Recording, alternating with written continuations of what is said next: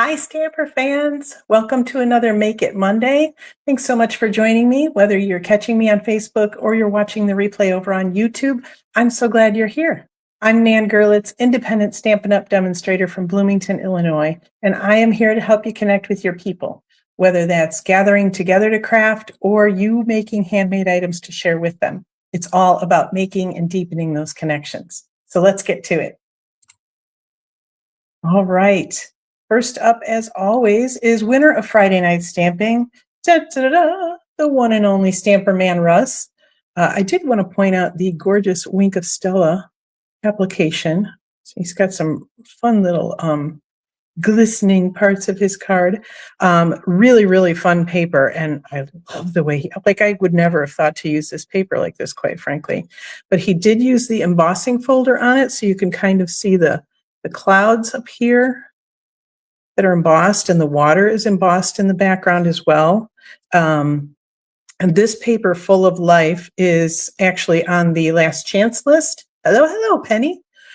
So if you like this paper, I would urge you to go to my shop and check it out because it's only here while supplies last. And I'm thinking I underused this paper a lot for the entire time I've had it. So congratulations to Russ. Okay. Tonight is an extra Monday. It's the fifth Monday of the month. And so I don't have a scheduled kind of theme for the fifth Monday. So it's dealer's choice, if you will. And we are going to kind of unlock or demystify some of the coloring options for your stamped images. So if you are somebody that struggles with coloring, or you're just not sure what tools to use, what inks to use, like all that kind of stuff, we're going to be going over quite a few of your options tonight. I'm not making any finished projects tonight, but I will make up some finished cards with what I create tonight, and those will be in this week's newsletter. So if you're interested in kind of seeing where they go to next, make sure you're subscribed to that. Okay, let's see. So first of all, I've got so much here. I've tried to put Post-it notes down so I remember what I'm doing with everything. First, we're going to color this flower from the Love and Strength set. We're going to do it 3 different ways. A reminder, this is a red rubber stamp, and red rubber stamps are going bye-bye simply because the material is getting harder and harder to source. So starting in, let's see, November is our next online exclusive release of new products, and those will have no red rubber in it. All of them, all the stamps will be photopolymer. At the end of this mini catalog, which is like end of December, they'll start phasing out all of the red rubber that's in that mini catalog. So if you love any of those sets, they're identified as cling stamps. Make sure you grab them before the end of the year. And then next spring, they're going to start phasing out all of the ones, if they haven't already, in the annual catalog. So the next year's annual catalog will only have photopolymer stamps.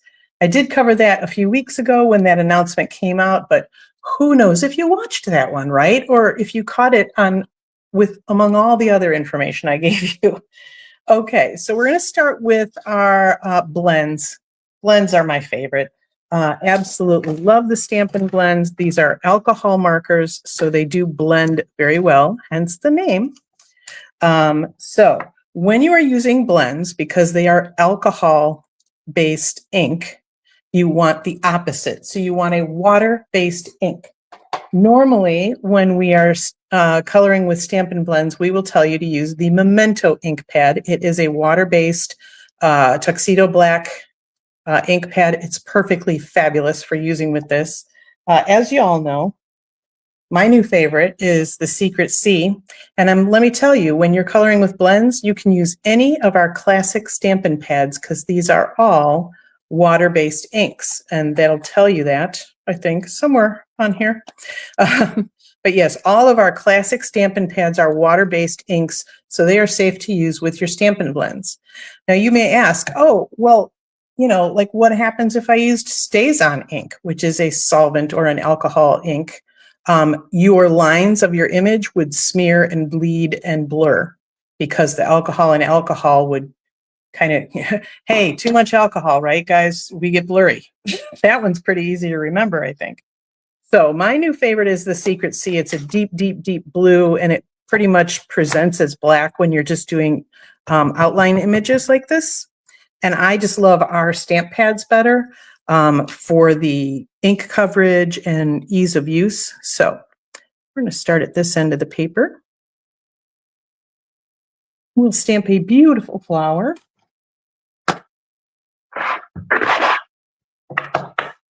Okay, so now when you're coloring with blends, what I like to do, if there is any detail in your image, and there is detail in this one, see all these little shading lines? The artist put those there because they do their job much better than I do, right? So I just follow along with what they do. Normally, I will take, so our blends come in light and dark pairs. So you buy them in a pair. So I'm going to use the Old Olive. I'm going to start with the dark Old Olive. And each of these has a brush tip and a bullet tip. I'm going to take that bullet tip of the dark one, and I'm just going to go over like the veins of the leaves and the little extra shading. And I'll bring that up to the camera in a minute. I'm just giving it a little more detail. And I think I'm actually going to go down the stem as well with the dark.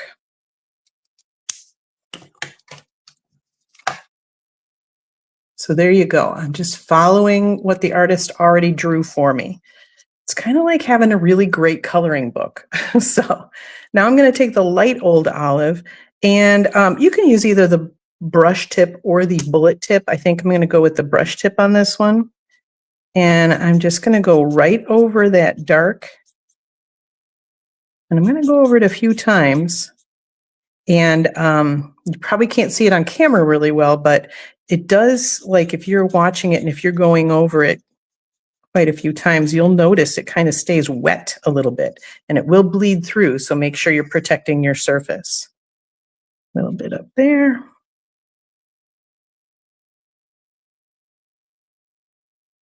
It will kind of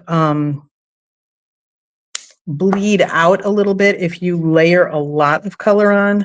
It'll start to bleed like past the lines. So if you know you're going to add a lot of color, I usually like to leave a little white space by the lines. Here's a good tip. We also have something called the color lifter. And so where I went outside the line a little bit, I can kind of push that color a little, and it will kind of dissipate it. It won't completely erase it, but it'll dissipate that color from outside there. It looks a little blurry right now, but as it dries, it will be so much better. So if you ever go a little too crazy with your blends, you can definitely do some fixing up with the color lifter. It is not a fix-all, but it's definitely a fix-some. Okay, so now in our flower, the same thing. I'm going to grab my fresh freesia, and I'm going to follow those detail lines again. I'm going to add some of this dark in the middle here where the stamens are. And then I'm just going to go up these lines that they drew. If you are more artistically inclined, you will know that like, oh, this petal right here is kind of underneath everything. So I'm just going to make that whole petal dark because it's not going to get as much light, right? But otherwise, I tend to play it pretty safe and just color over those detail lines that have already been put in the image for me. Now we'll pop on with our light fresh freesia. And again, we'll just go over the same thing. And you can kind of do this. This is a little bit bigger of an area. You can do this kind of in a circular motion if you want. I find that works really well. And for this one, I'm going to leave some white space next to the ends of the petals. And we'll see how that looks. I will say, leaving some white space also has made me feel far more artistic than I ever thought I could be. I love fresh freesia as well, Penny. It's one of my favorites. So there we go. A beautifully shaded flower, very easy to do. That took me a lot longer because I was explaining. Usually it takes me no time at all. All right. Second, we're going to go to watercolor pencils. And this is one of the reasons I grabbed the Old Olive and the Fresh Freesia, because I happen to have those colors in watercolor pencils as well. We have 2 packs of watercolor pencils, our original and assortment 2. They just have different colors. They are all colored, like coded to Stampin' Up! Colors. So famous coordination, right? We love that. This one also includes a white watercolor pencil. So watch for that one in future videos, because I'll be doing probably some techniques with that one. But yes, we do have the Old Olive and the Fresh Freesia. So I grabbed those out of the pack.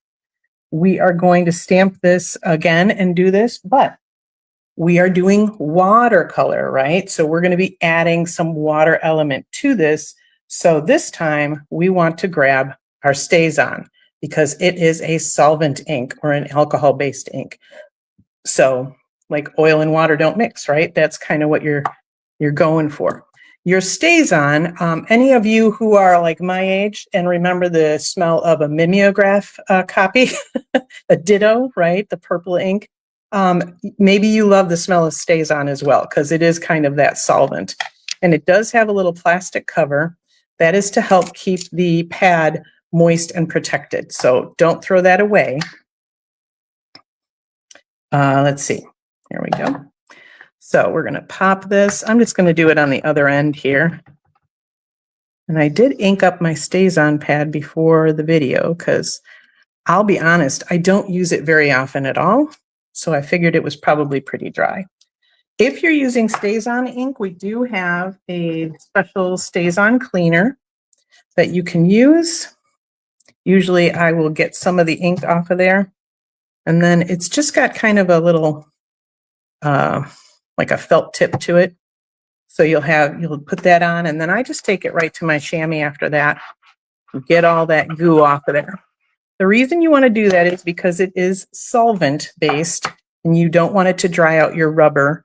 You should use it sparingly on photopolymer stamps, but you can still use it on those. You just want to clean that pretty quickly after you've used it. Okay, there it is. All right, so I've got my little plastic cover in there. Put that to the side. So StazOn also is great on non-porous surfaces. So if you want to, say, stamp on a mirror or a window or a picture frame glass or a glass plate, anything like that, you can actually stamp on things that are non-porous with StazOn. So it has quite a few uses, but as I say, I don't really do that much of that stuff, so it doesn't get used a whole heck of a lot around here. Okay, so we've got our Old Olive, we've got our Fresh Freesia. So with your watercolor pencils, there's actually a couple of different ways you can do it. I'm going to use our blender pens, and these are, they're kind of like clear markers. I believe they're like a glycerin ink in there, and so they don't color any particular color. You actually pick up color with them. I want to make sure I've got a good... So I've also had these blender pens for years. So I probably should be replacing them soon. They come in a pack of 3 and I had to get rid of one because it ran out. So you can pick up color right from the tip and just add it right to your image. Okay. Or you can color directly on your image and then kind of blend it, because if you remember coloring in school with colored pencils, you get the pencil marks, right? These, because they are watercolor pencils, are meant to blend. So you can use either the blender pens or a water painter or a regular paintbrush and some water to blend those out. So you can just color the whole thing in like you would just with a colored pencil. You can leave it like that for a really pretty little feathered look. If you want some shading, you can apply more pressure. So I'm going to go down those vein lines again and apply more pressure to get some shading there. And again, you can leave it like that, or you can take your blender pen and blend that all out.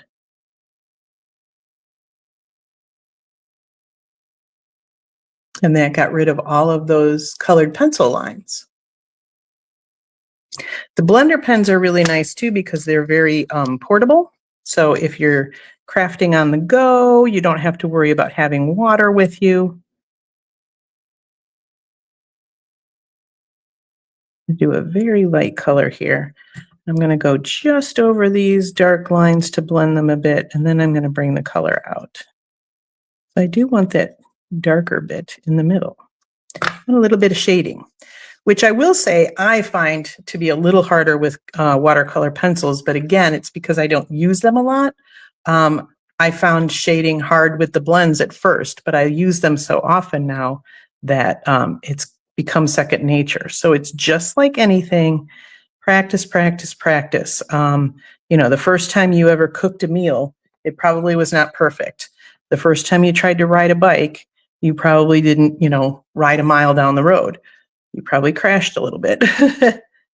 So you do want to practice, and the more you practice, the better you'll get. All right. Now, when you're ready to switch colors with the blender pens, you just scribble on your scrap paper until it's clear, and you're ready to go to the next color. So we'll grab our freesia. I'm going to go all over everything.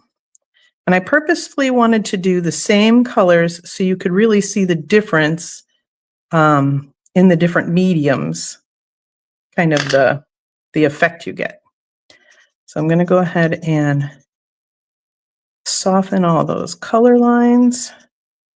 And then I'm going to go back in on this one and add those dark bits to all the shading parts. Because that's the one thing with watercolor pencils. They're not like the blends where the dark will kind of stay there and blend in with the light. They'll just all blend together. When you go with your blender pen to grab the color, it will just grab all of it.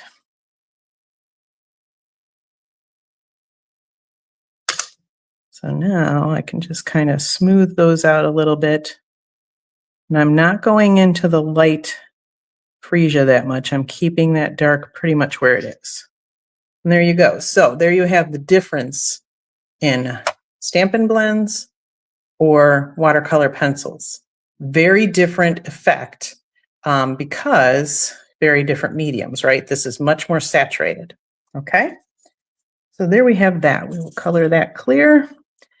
We will put that away. So now we come to the big daddy, watercoloring, true watercoloring.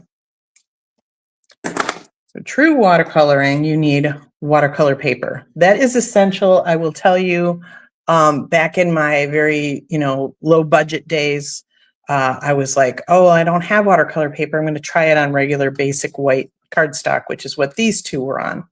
And basic white cardstock, when you add too much water, it pills up, it shreds, it soaks through, it doesn't blend well. Watercolor paper is made for the water to sit up top so you have time to work. Okay, so let me see where I am. I'm going to make sure that I'm,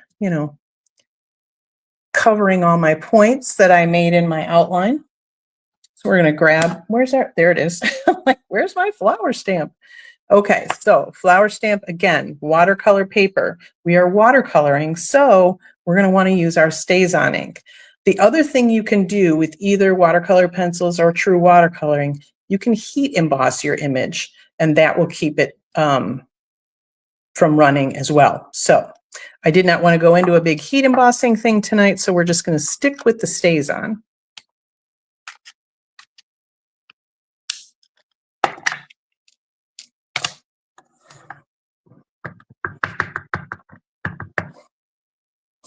Okay. So we have our pretty flower. This is such a nice one to use for coloring demonstrations, let me tell you. Yeah, I should probably hit that with the StazOn cleaner.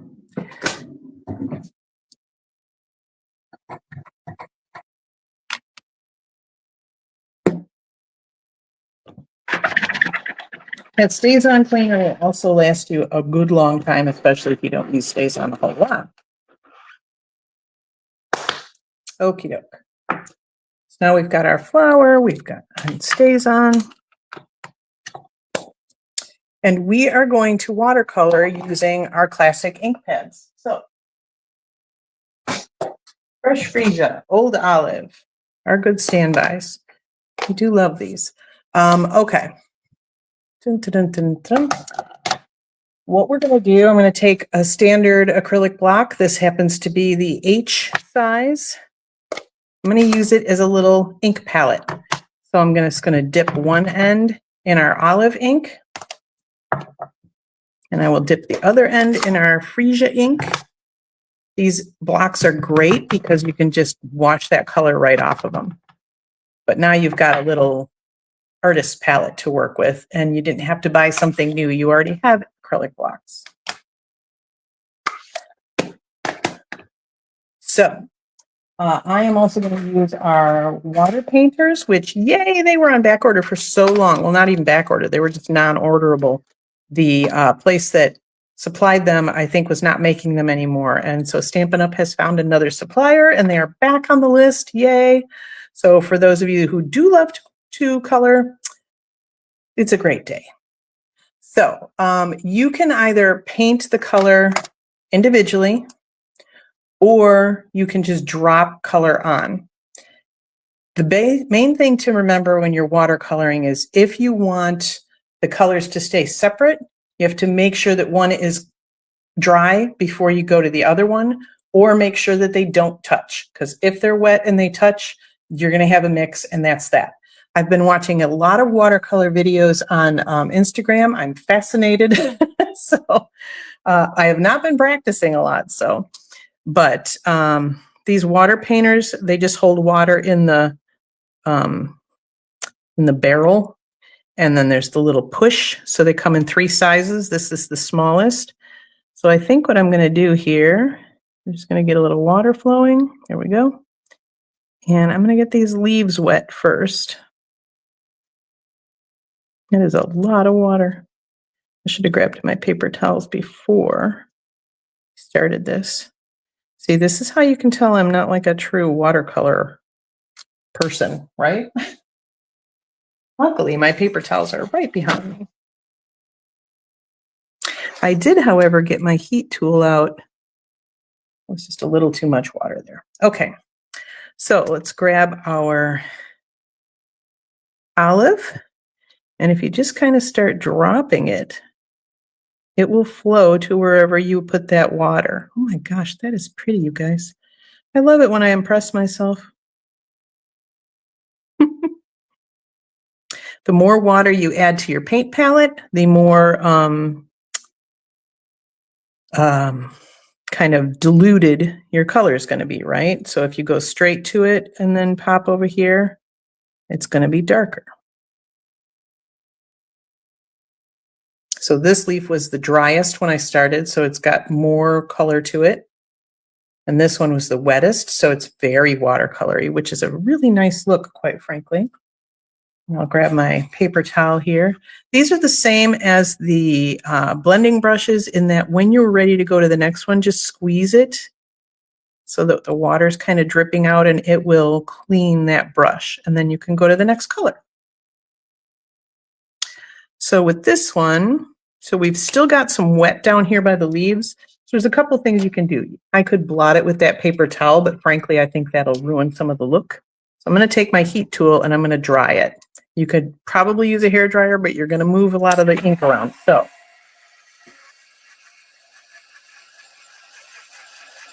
or you can just let it sit for quite a while and you go play cards or watch a show. It's fall, so it's Gilmore Girls season. Always a good show to watch, whether it's fall or not. Boom. Didn't take long at all. Of course, it was a very small piece. So, all right, so we've got that all dry. Let's add water to our flower. Get our paint palette down here. I think I'm going to add quite a bit because I really liked that pretty flowy watercolor look, right? You can always dab it off with a paper towel. This is the beauty of watercolor paper. If I tried to do this on basic white, it would be curling. It would be doing all sorts of horrible things that I didn't want. So again, I'm not even painting this. I'm just dropping color on the water that's already there.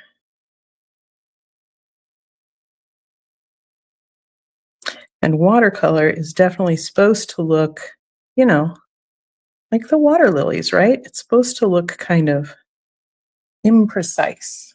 We'll say that. So there we go. Still wet, very just loosey-goosey. We're going to have a little more fun with watercolor later. But for now, we'll clean out that brush again.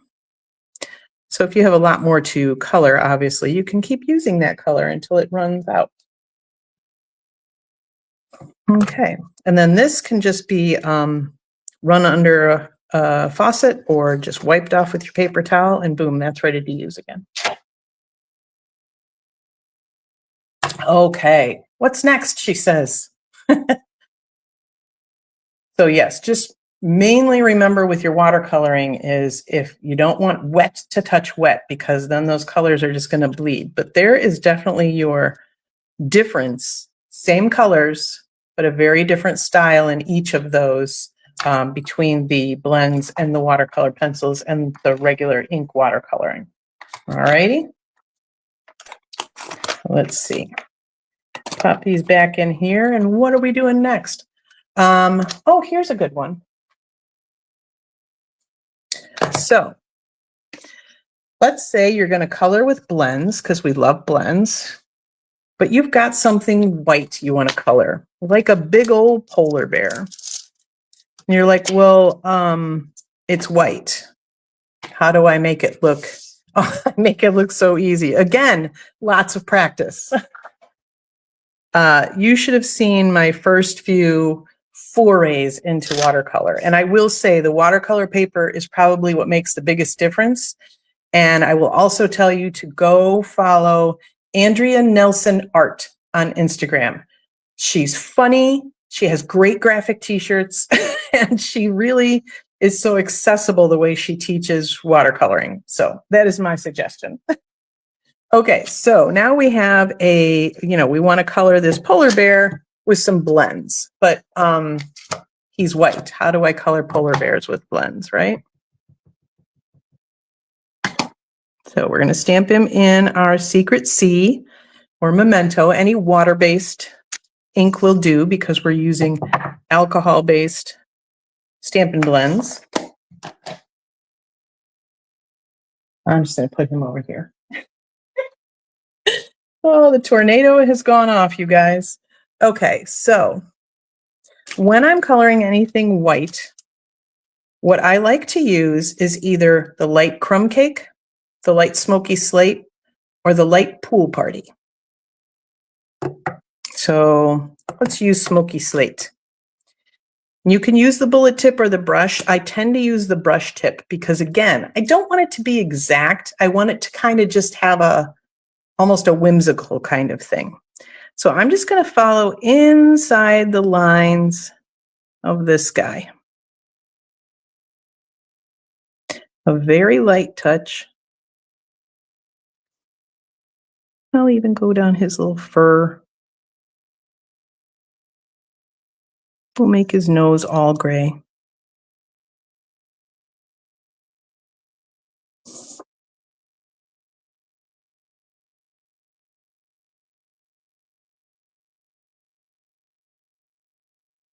So you can use any of the very light toned blends for this.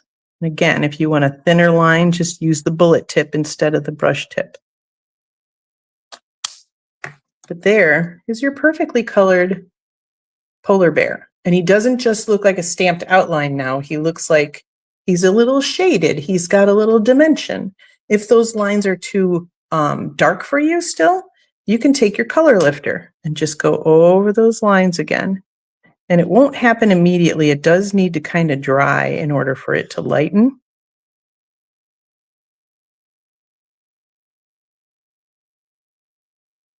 We'll leave his nose alone.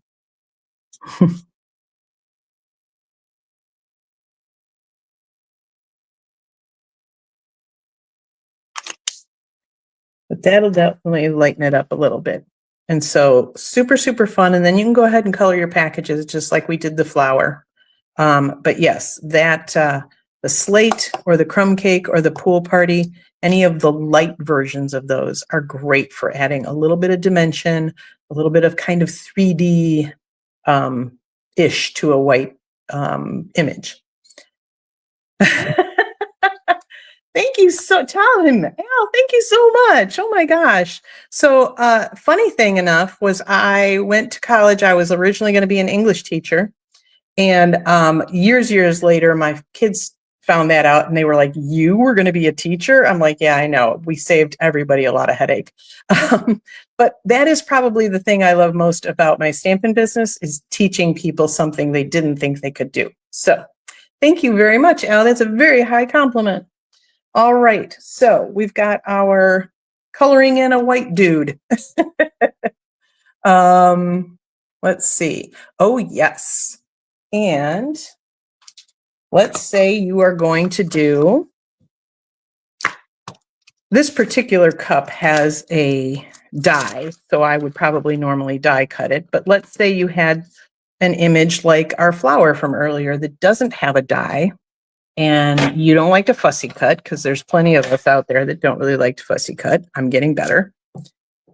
Let's take our secret C, because it's out. And I am just going to stamp 3 of these cups right in a row, because design-wise, things are better in 3s, so, or odd numbers for sure. Okay. So I didn't line up this one perfectly, so I made sure I didn't line this one up perfectly either. So it almost looks like I meant to do that. Okay, so if you have this in a strip like this, it's like, okay, and I could color them in, but they're kind of floating, okay? So here's where you can use your blends again to ground images. So if you have things that are just kind of floating, you don't want to put any designer paper or whatever, or you don't have a stamp that really works for down there, like take your light slate or crumb cake or pool party. I'm going to use pool party this time because I just love it.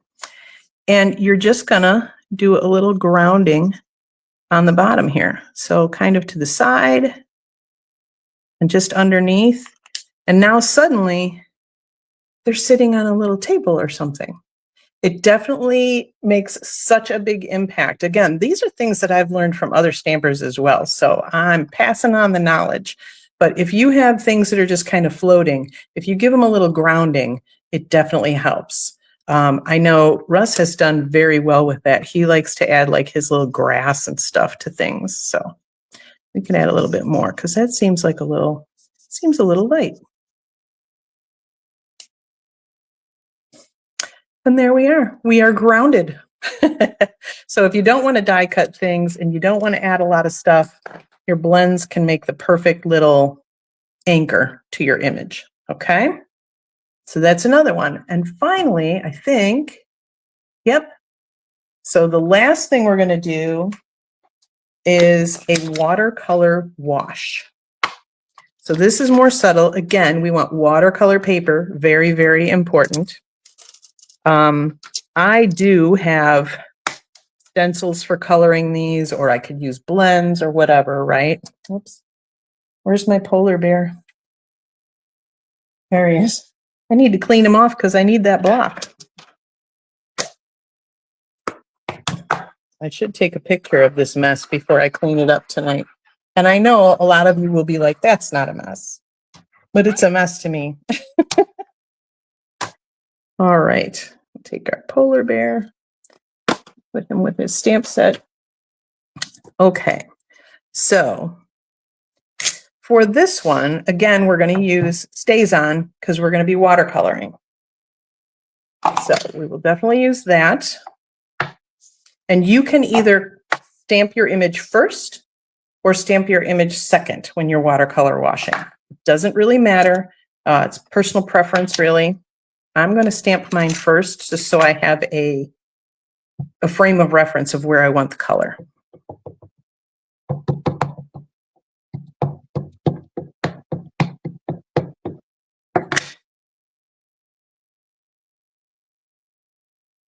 So yes, normally the way I would color this flower is a much more distinct, you know, with the stencils or with the blend or something. Definitely want to get my stays on this right away, because photopolymer stamps tend to break down a little easier than the red rubber. So that's why I want to get that stays on off of there. I don't want it sitting on that stamp.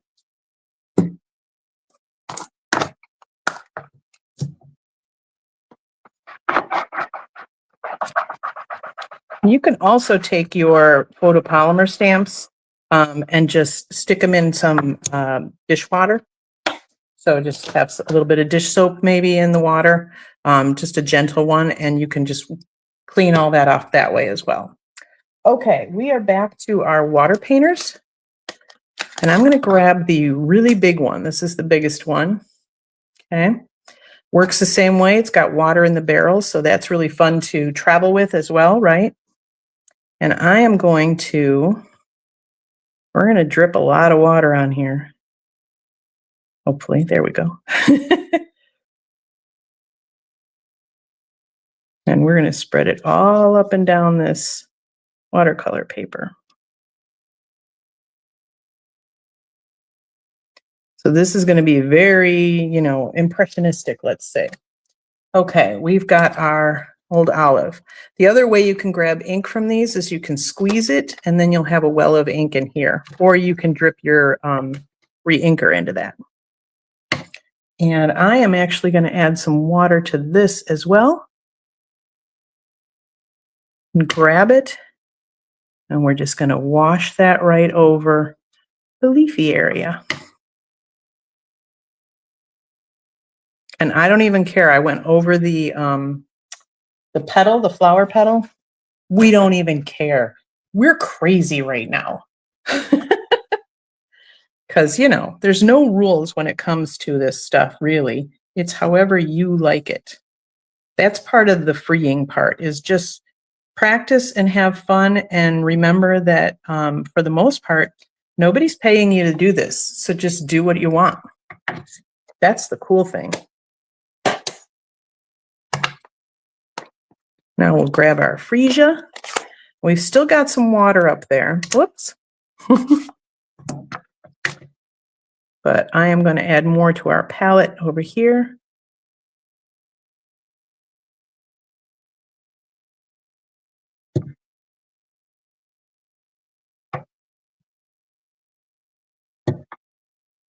Freesia is such a light color. I probably should have gone with something a little bolder. Let's do this. Let's grab our little palette. There we go. Now we're getting some more color. So it's just a very subtle look. And what's really cool is it doesn't matter how I cannot think. I've been having these trouble with words all day, so I'm surprised it's taken me this long to not find one. It doesn't matter how particular you are, like how I cannot think of the word. Anybody think of the word for me? Like specific, it's not specific or direct or particular. It's, you can be messy about it, is what my point is. You don't have to like stay in the lines or anything like that. Super, super pretty. Oh my gosh, these would make great sympathy cards, beautiful wedding cards, just really pretty any cards, right? It's just a very washy, English countryside kind of look. So there you go. That is the last sample I have. So let's go ahead and gather all of my work. Let's wipe that off before I get it all over myself. So we have our watercolor wash. We're grounding our images. We're coloring in white images. Oops. And we're using all three methods to color the same flower. There you go. That is our class on coloring in your images. So I feel like precise. Thank you, Penny. You win the prize. Yay. I'm like, she's going to come up with it. I'm sure of it. Precise. It doesn't matter how precise you are. Okay. So hopefully there is a method here that speaks to you that says, okay, I'm ready to jump in and try that one. And once you get good at that one, maybe you'll say, okay, maybe I could do this next one. So I feel like there's kind of something here for everybody, no matter what. Even if coloring in is not your favorite thing, some of our favorite stamps are unfortunately line art images, and sometimes they just need something, right? They need a little color, they need a little oomph, they need a little something extra. So hopefully I've given you some good tools to work with, some good knowledge to work with, and you can get on your way to practicing.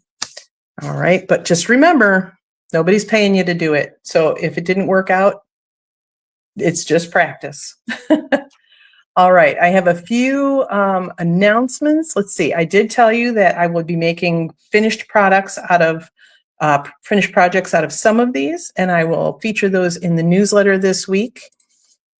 I want to remind you all that World Card Making Day is this Saturday. Woohoo! If you are not registered, I'm going to go ahead and put the registration link in the comments here. I buried my keyboard.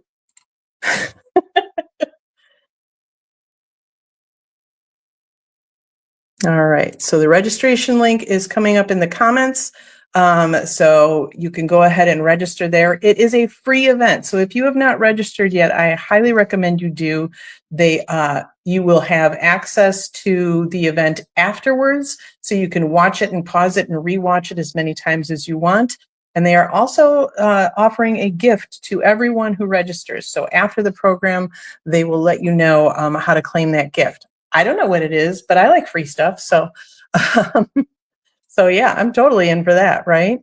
I also wanted to remind you that the new Advent calendar is available now while supplies last. I did today find a demonstrator that got hers and did a little sneak peek. So if you want to, you can just Google Stampin' Up! Advent calendar, and you will probably find the same video I did, and you can find that sneak peek. And it is 12 products plus a stamp set that all coordinate, and they're for all occasions. So it is not a, let me pop up here. I feel better talking to you full screen. It is not a holiday themed collection by any chance. So if you don't celebrate Christmas, or if you just are like, that's the last thing I need is more Christmas stuff, whatever, it is not. It is an all occasion group of products. There's dies, there's papers, there's embellishments, there's stencils I saw, there's a big stamp set, all sorts of things, some twine. Can't remember what else I saw because there was a lot. There's 12 different boxes that you get to open. And so you can open them once a day, or you can just open them all. There's no rules here. You do what you want.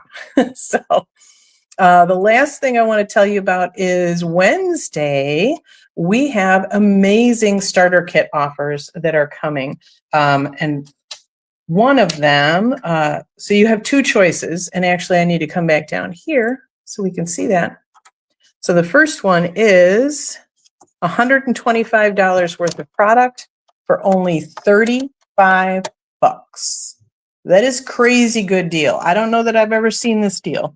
And I know people say that, but it's like, if we have, it's been a long, long time. So it doesn't come around all the time. The $125 worth of product is your choice. So if you want fill out your stamp pads, right? You want to get the rested stamp pad colors. If you want to get two-tone cardstock, if you want to get all kits, because that's all you're interested in doing, $125 of whatever current product you want, you're going to pay $35 plus tax. Free shipping. You'll get a free paper pumpkin kit in there. You'll get free business supplies to use if you choose to make it a business, but there's never any obligation to sell or do anything after you purchase the starter kit. So the other option, if you're wanting more, if you're a want more kind of person, is you can get $189 worth of product for the $99 price plus tax. So $189 again, whatever you want to pick out of current product. Could be online exclusives, could be in catalogs, could be kits, whatever you want. you can go ahead and put in your starter kit. So if you are looking to, say, get the Stampin' Cut and Emboss machine, that would be a nice little deal. And then you could get some dies and things to go with it, some embossing folders. Lots of fun stuff can be had here for a really, really good deal. That starts on Wednesday. Okay, we'll come back up here now. Hello, thank you for bearing with me. So yes, that starts on Wednesday, and I would love to have you as part of the Steampunk Stampers team. Penny is one of my Steampunk Stampers. She is definitely what I call a discount diva. She just likes to get a discount on her product. She likes to collect. She likes to use. She constantly is making things, gorgeous things. And so why not get her product for a discount, right? So I welcome discount divas, I welcome business builders, and everybody in between.